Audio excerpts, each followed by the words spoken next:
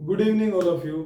आज की क्लास में हम लोग देखेंगे रेशो एंड प्रोपोर्शन का बिल्कुल बेसिक, बिल्कुल जड़ से, जैसे कि हम हमेशा करते हैं जड़ से शुरुआत करेंगे। बिल्कुल छोटी छोटी बातों को मैं आप लोगों को समझाऊंगा, बताऊंगा।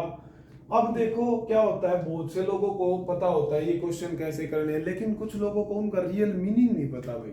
हम पहले जानेंगे कि एक्चुअल में रेशो होता क्या है। तो पहली बात करते हैं रेशो की। तो यहाँ पे देखो इस तरह से लिखा रहता है कि भाई A/B 3/5 है। तो मुझे एक बात बताइए आप लोग, इसका मीनिंग क्या है। अब देखो 3/5 को हम ऐसे भी लिख सकते हैं, और ये मैंने तुम्हें पिछले चैप्टर यानी परसेंटेज में बताया था, ये 60% होता है। और हम इसको डेसिमल में भी बदलें तो ये 0.6 हो जाएगा। तो आप लोग देखोगे कि ये डेसिमल में भी चेंज हो जाता है, फ्रैक्शन में भी और परसेंटेज में भी। वो तो एक अलग मुद्दा है। अभी हम सिर्फ इस पॉइंट पे स्टिक करते हैं कि भाई ये होता क्या है।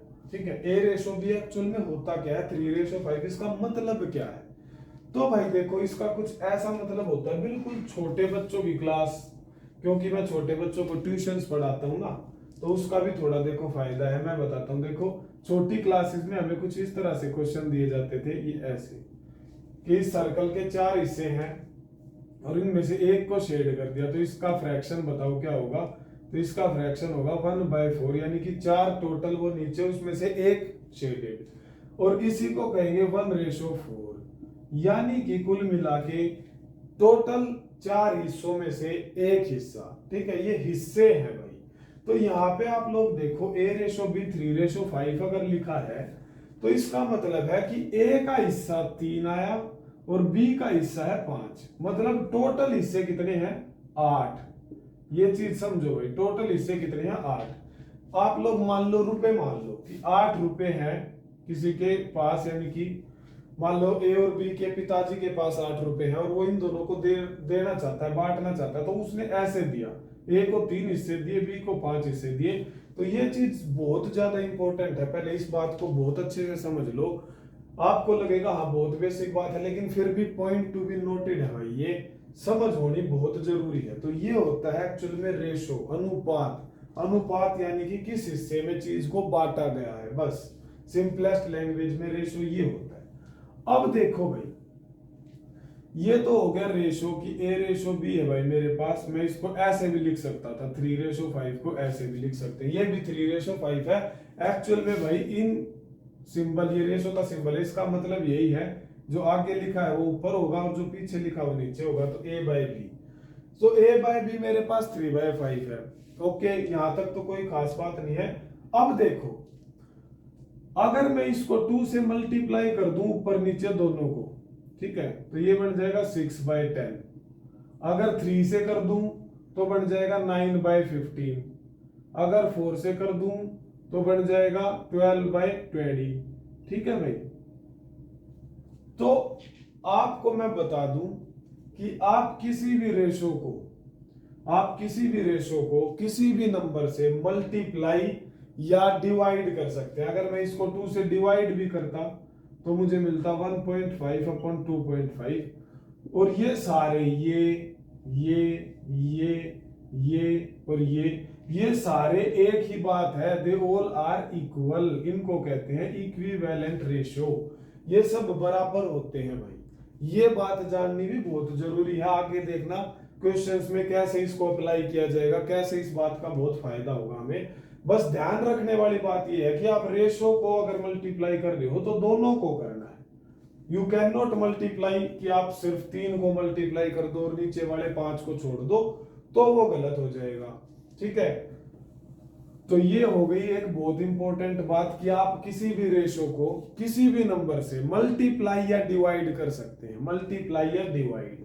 ठीक है, प्लस या माइनस नहीं कर सकते, ये भी याद रखना। आप लोग ऐसा नहीं कर सकते कि मेरे पास A/B 3/5 था और मैंने इसमें 2 ऐड किया और इसमें भी 2 ऐड किया, तो ये हो गया 5/7 और ये इक्वल है। बिल्कुल भी ये इक्वल नहीं है भाई। You cannot add or subtract, but you can multiply or divide the ratio by any number। ठीक है, आप किसी भी नंबर से मल्टीप्लाई डिवाइड कर सकते हैं, ऐड या सब्ट्रैक्ट नहीं कर सकते। ये पॉइंट भी भाई पॉइंट टू बी नोटेड है। इसके बाद अब हम चलते हैं कि क्वेश्चन में क्या एप्लीकेशन रहेगी, क्वेश्चंस में किन बातों का हमें ध्यान रखना है, कैसे मैं कम से कम टाइम में उस रेशो का पता कर लूं या उस रेशो को सोल्व कर लूं। तो यहाँ पे मैं अब तुम्हें कुछ ऐसे रेशोज बताऊंगा, कुछ ऐसी बातें बताऊंगा जो आपको ऐसे ही सीखनी है, सो दैट आप कम से कम टाइम में उस रेशो को सोल्व कर पाए। तो सबसे पहला पॉइंट होता है ये, और ये एक बहुत बेसिक सा क्वेश्चन भी होता है कि मेरे पास a रेशो b है 2:3 और b रेशो c है 4:5 और वो हमसे पूछेगा कि a ratio b ratio c बताना है। ठीक है, तो अब इसको डायरेक्ट करने के दो तरीके हैं। देखो a रेशो b है 2:3 तो a और b के नीचे 2:3 लिखो, फिर b c है 4:5 तो जो b है ना 4 तो वो b के नीचे ही लिखो ऐसे 4:5।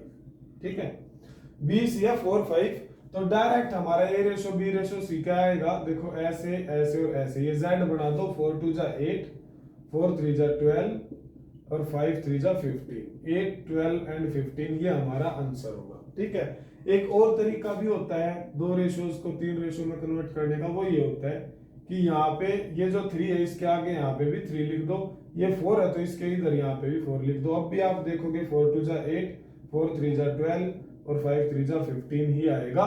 तो आपको जोन सा भी पसंद आए आप वो यूज कर सकते हैं, ये बहुत ज्यादा इंपॉर्टेंट है, आगे इस पे बहुत क्वेश्चंस आने वाले हैं, बिलीव मी और नॉट, आप क्वेश्चंस में देख लेंगे आने वाली क्लासेस में।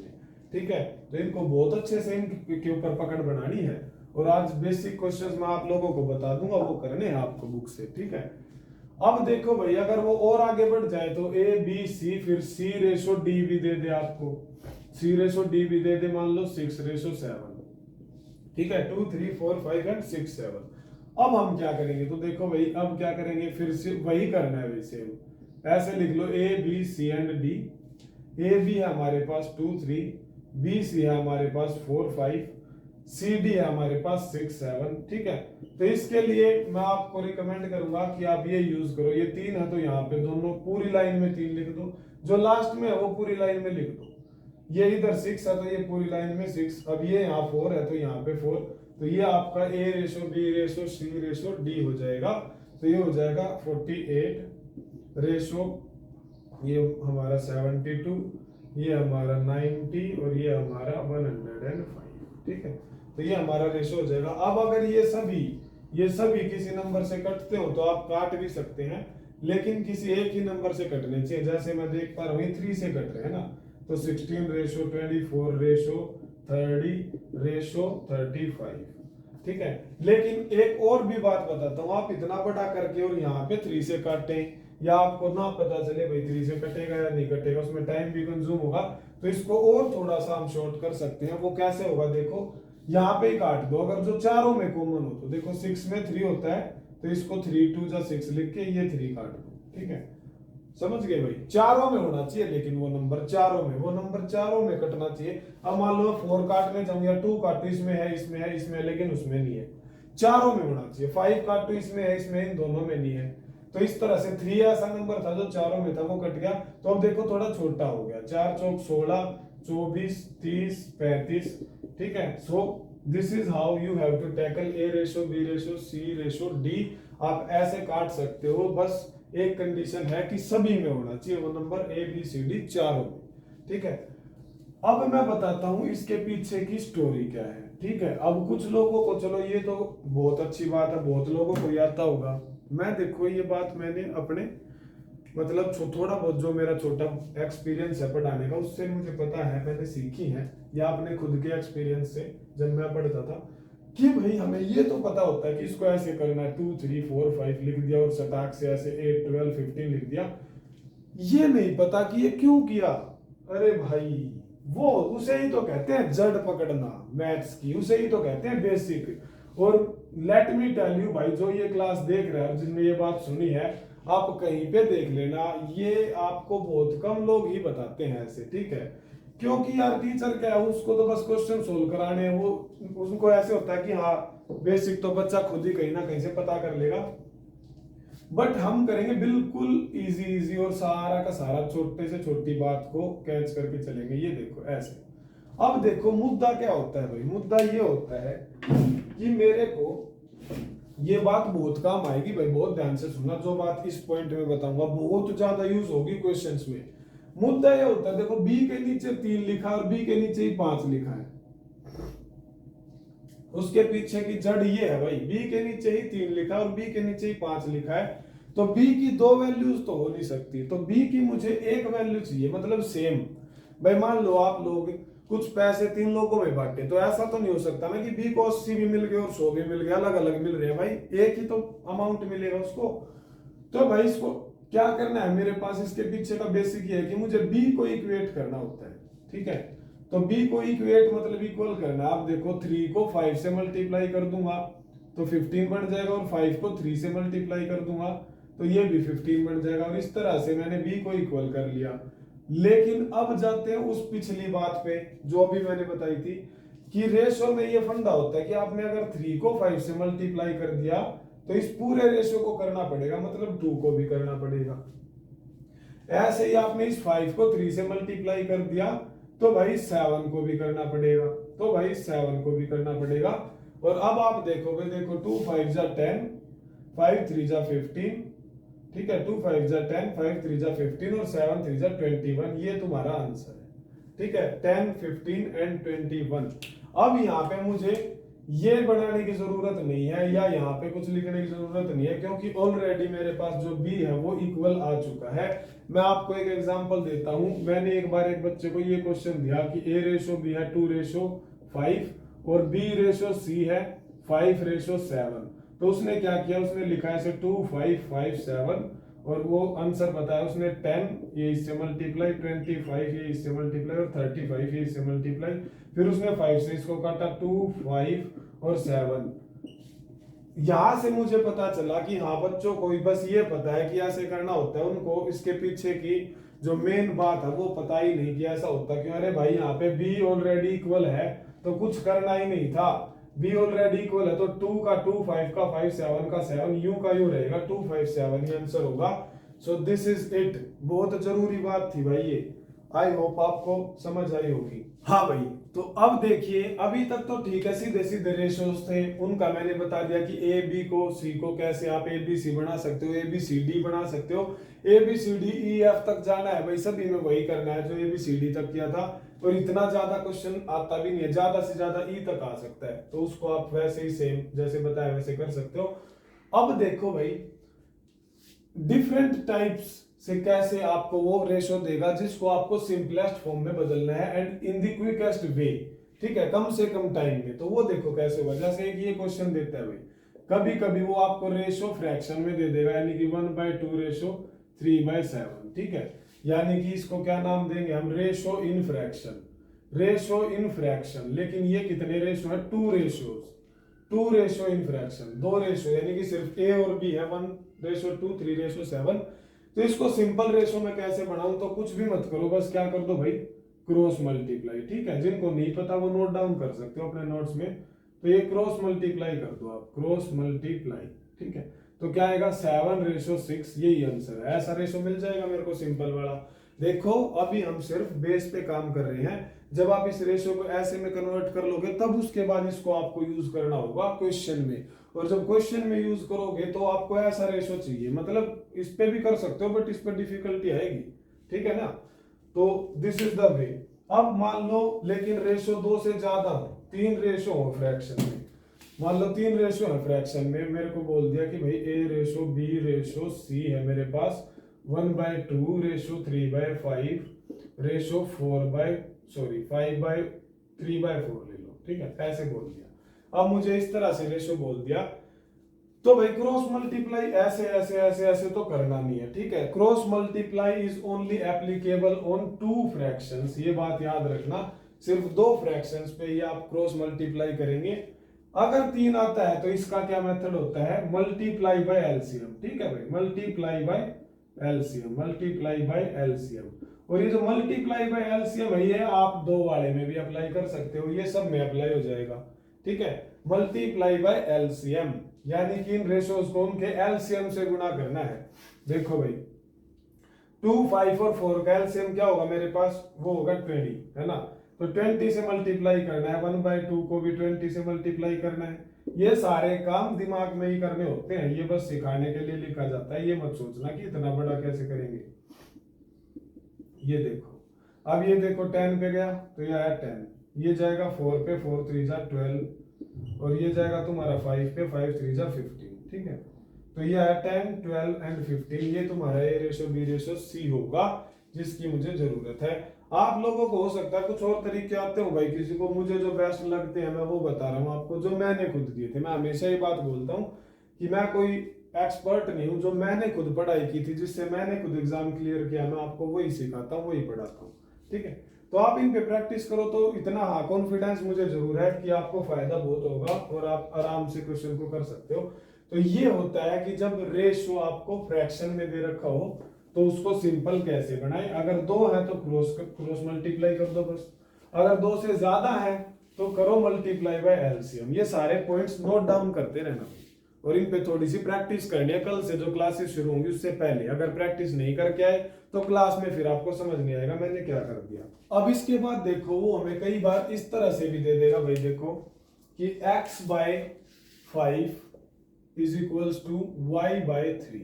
ठीक है, या दूसरा इस तरह से भी दे सकता है 5x is equals to 3y, या इस तरह से भी दे सकता है कि 2 by 3x is equals to 4 by 5y। ठीक है, तो आप लोगों को इसमें क्या करना है भाई, देखो डायरेक्ट याद रखना है। पहली बात तो ये कि याद तो डायरेक्ट रखना है, प्रैक्टिस इतनी करनी है कि डायरेक्ट याद रहे, बट हाँ इतना भी पता होना चाहिए कि ऐसा हुआ क्यों। ठीक है, तो अगर नीचे नंबर होते हैं तो x रेशो y वही होता है भाई, जो नंबर है डायरेक्ट 5 रेशो 3 ही है। ठीक है, अगर नंबर ऐसे हैं तो x रेशो y क्या होगा भाई, क्रॉस, यानी कि x 3 होगा y 5 होगा। बट अगर इस तरह से दिया है तो आप खुद भी समझदार हो, पहले क्रॉस मल्टीप्लाई कर लो, 10x is equal to 12y। ठीक है, यानी कि 5x is equal to 6y, और फिर x रेशो y क्या हो जाएगा उल्टा, यानी कि 6 यहाँ आएगा, y के साथ 5 आएगा। ऐसा करना है। अब बात आती है, ये तो बहुत लोगों को आता होता है, पर बात ये है ना कि ये हुआ क्यों। ठीक है, अगर ये भी पता हो ना, आप क्यों ढूंढने लग जाओगे ना जब, तो समझ लो आप में बहुत इंप्रूवमेंट आएगी। तो देखो ये हुआ क्यों यार, सिंपल है, इनको बराबर करना है। तो x की जगह पे 5 लिख दिया मैंने और y की जगह पे 3 रख दिया, तो क्या ये बराबर नहीं हो जाएंगे, ये भी कैंसिल होके 1 आएगा और ये भी कैंसिल होके 1 आएगा, बस। तो इतनी सी बात है। ऐसे ही यहाँ पे अगर x को 5 3 जा 15 कर दूं और y को 5 कर दूं, 3 5 जा 15, उल्टे नंबर लेने है ना, तो ये यहाँ है वो वहां चला गया, तो 15 इज इक्वल टू 15 बराबर हुआ, कब हुआ, जब हमने इनको क्रॉस में लिया। ठीक है, y को यहाँ लिया और x को वहां लिया। और ये वाला केस आप डायरेक्ट याद रख सकते हो। ठीक है, इसमें भी ऐसा ही है कि x और y की वो वैल्यू जो इनको इक्वल कर दे, तो वो ऐसे 6 और 5, यहाँ 6 ले लूंगा तो 3 2 जा आएगा 4, यहाँ 5 ले लूंगा तो ये भी आएगा 4, 4 is equal to 4। So actual में रेशो होता क्या है, वो यही है। यहाँ पे अगर इक्वल टू दे रखा है ना तुम्हें इस तरह से, तो आपको बस x और y की वो वैल्यू रखनी है जो इनको इक्वल कर दे। ठीक है भाई, कई बार देखो एक क्वेश्चन बताता हूं, ऐसा ही 3 में भी आता है। ठीक है, ये तो 2 में था, अब ऐसा 3 में भी आता है। 3 में देखो भैया ऐसा कैसे होता है, देखो मान लो मैं कह दूं 5x is equal to 7y is equal to भाई कह लो 8z, और हमसे पूछेगा x ratio y ratio z। ठीक है, अब देखो इसको करने का एक तरीका तो ये है, पहले ध्यान से देखना कि मैं यहाँ पे फटाक से x रेशो y लिख सकता हूँ क्रॉस, अभी बताया था क्रॉस में लिखेंगे 7 5, फिर y रेशो z लिख सकता हूँ क्रॉस में वो भी 8 7। ठीक है, तो x y 7 5 y z 8 7, y equal नहीं है, बराबर नहीं है, तो मुझे वो मेथड लगाना पड़ेगा जो इस वीडियो में अभी बताया था। तो ये ऐसे लिख देंगे हम इसको, y के नीचे y और z, और इसको ऐसे कर सकते हैं, तो 56 40 और 35, ये मेरा आंसर आ गया। ठीक है, 56 40 35 ये हमारा रेशो आ गया। तो एक तो हो गया ये 56 40 और 35, ये मैंने ऐसे किया। ठीक है, लेकिन कई बार क्या होता है, मुझे क्वेश्चन में दिख जाता है, जैसे कि मान लो यहाँ 7 की जगह पे 4y होता, तो भाई ध्यान से देखना मैं क्या बता रहा हूँ, ये बहुत ज्यादा अच्छी बात है। ये भी ट्रेडिशनल मेथड में मत घुसे रहो, अगर तुम्हें बातों को समझते हो ना तो तुम क्या करो, यहाँ पे सीधा कुछ इतना लिखने की जरूरत नहीं है। यहाँ पे देखो 5 8 40, 4 10 40 और 8 5 40, तो जो नंबर इनको इक्वल कर देंगे वही तो x ratio y ratio z, वही तो x y z की वैल्यू होगी। तो 8, 10 और 5 ये हमारा आंसर हो जाएगा। तो आप डायरेक्ट ही कर सकते हो, कहीं पे पॉसिबल हो तो, बहुत जगह पॉसिबल होगा और बहुत जगह भाई नहीं भी होगा। बट बात है कि कितनी समझ है आपको, कितनी समझ है और कितनी प्रैक्टिस है।